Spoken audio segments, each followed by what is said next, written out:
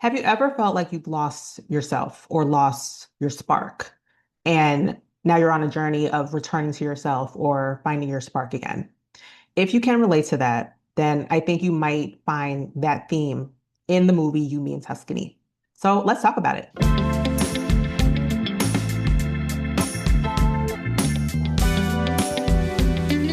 Hey there, I'm Kathleen. Welcome to my channel. I'm a writer, founder, and storyteller. If you want to check out some of my writing, the link in the description box will take you to my Substack, where I talk about rebuilding a life in your 30s and building a life and work that's aligned with your values, even through identity shifts and transitions, but with more ease and less chaos. So check out the link in the description to check that out.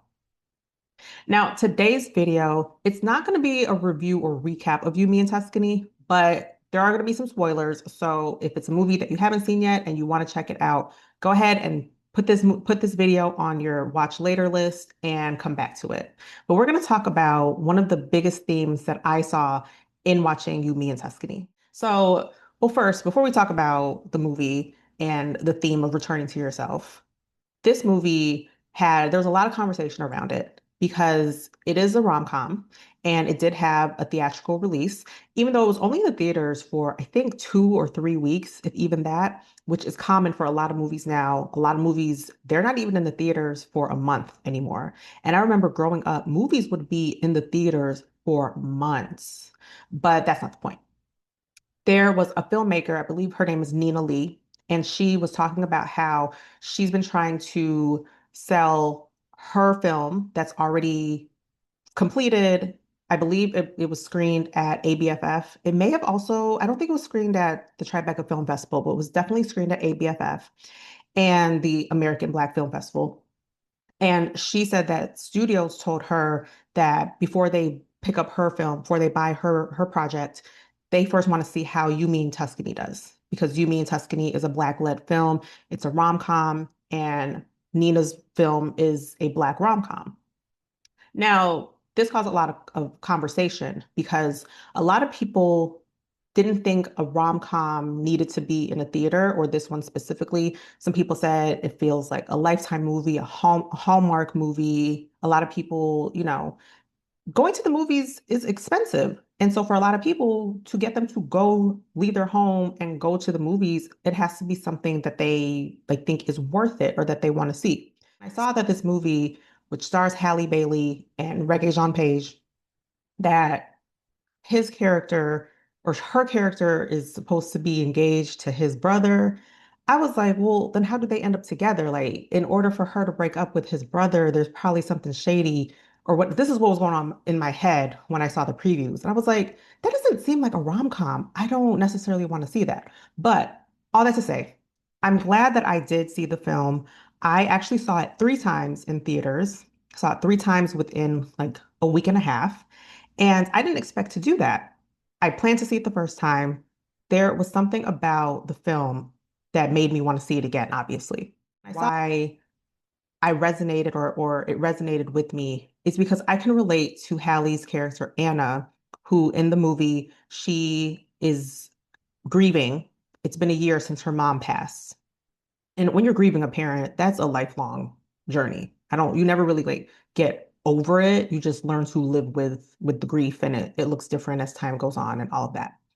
But I could relate to, putting your life on hold to care for a parent who's ill and trying to figure out your life once they're gone because your life doesn't look the same and you lose a huge part of yourself in losing a parent.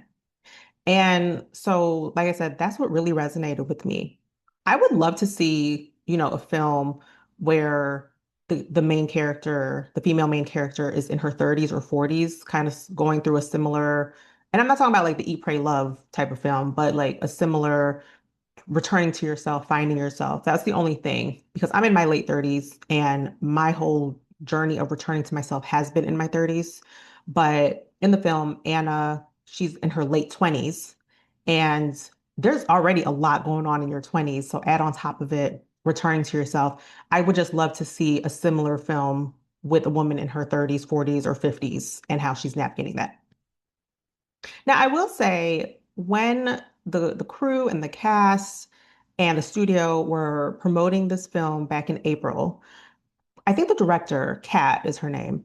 She had said something, or somebody had wrote a piece from a panel that Kat was speaking on, and she said that Anna, after a series of bad decisions, she finds herself in Tuscany. Now, I don't think Anna was necessarily making bad decisions. Now, I'm not saying that she should have broken into that man's Tuscan villa. I'm not saying that. But I think she was just trying to figure out how to find her footing again. She had to drop out of culinary school 2 months before graduating to help care for her mother. And then she even said in the film that it was easier when she became a house sitter, it was easier to pretend to live someone else's life because it made her like forget about the reality of her own. And I can relate to that. I remember when I was caring for my dad before he died, my life, my world felt like it was on pause, but the rest of the world was still going. And, I remember kind of feeling like I want to get back to my life because my reality was so challenging that I needed an escape. I needed something that felt normal. So what I do love about this film, again, is the theme of returning to yourself because Anna and her mom, when her mom was alive, they were planning to go to Tuscany and get inspiration for a restaurant that they would open back in New York. And that's why Anna had a plane ticket. Her mom had already bought the plane ticket for her to go to Tuscany. So that's how she had the ticket to go to Tuscany and then ended up breaking into Matteo's villa. And what I love is that Anna couldn't cook. What did she say? She said she couldn't stand at the stove without feeling her mom next to her. So that's why she had not cooked, but you could tell that that was still her dream. When Michael first brought her to the family's restaurant and she like looked around, you could sense like the grief and you know, this is where I thought I was going to be. She even said that. She said she dreamed of working in a kitchen that looks like that Tuscan kitchen. And so it was just reminding her of who she was before her mom passed. And I think a part of her felt like when her mom passed, that that part of her had also died, but it was still a part of her. And this movie is a rom-com, a romantic comedy. But I think the romance is more so in Anna returning to herself. Because I'm not gonna lie, the romance between Anna and Michael, I would have liked to have seen more of them together, but because of the plot and how, they thought she was engaged to Matteo, Michael's cousin brother, I get it. But for it to really be a romantic comedy, I would have loved to have seen more interaction with the main couple. And that's why I think the romance in this movie is really the romance of returning to yourself, of finding your spark again. I remember in the film when Anna first gets to San Canessa and the car driver, the taxi driver, I forget his name, Lorenzo, I think. Lorenzo asks her if she's happy because he's talking about the summer festival. He's like, it makes everybody happy. And he asks her, are you happy? And she's like, I am now. And, returning to yourself doesn't mean you're going backwards. Sometimes we think, return to something, you take it back or go back.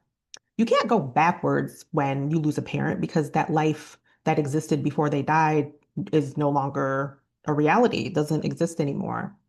But you're still you at your core. I think when you're a caregiver for someone, you your identity for a while becomes caregiver and everything else kind of goes on the back burner, everything else goes on pause. And you can lose a part of yourself while you're being a caregiver for someone else. Being a caregiver is not easy. It's very, very challenging.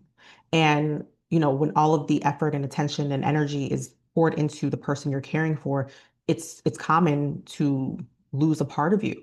When you're returning to yourself, you might try some things and it might not feel right, or you might, do something that you used to do before, and it might take you a little while to become acclimated again or get back to where you were. That was one of the hardest things for me is that I try to get back to who I was before and have the same energy, the same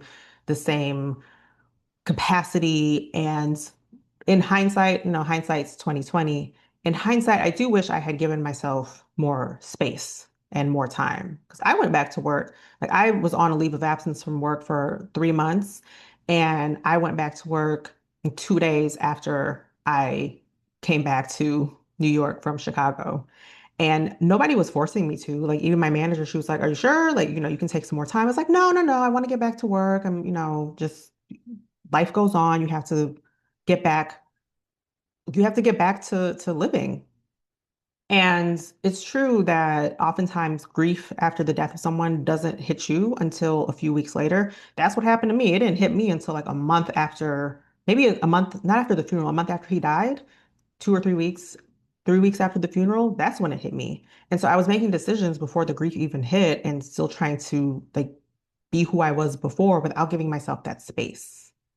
Tuscany represents the space that Anna is taking for herself, and it's giving her perspective, and it's really the thing that is helping her return to herself.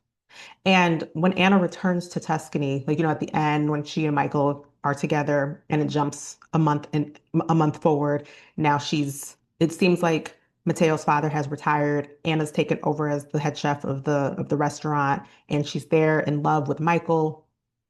It looks different. Her being in Tuscany looks different than she imagined. The vision before was for she and her mom to visit, come back to New York, open a restaurant there that's inspired by Tuscany. But now she lives in Tuscany. She, has a partner, has this man in her life, and she's the chef of a restaurant in Tuscany, a family-owned restaurant in Tuscany. So she's returned to her core of loving cooking and being a chef and all that and the love she has for Tuscany. And now, who knows if she could have ever envisioned a life where she's living in Tuscany as the chef of this restaurant.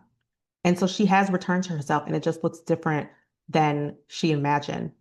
But ultimately, she returned to herself and she got her spark back. The Anna who we see at the end of the film is not the same Anna at the beginning.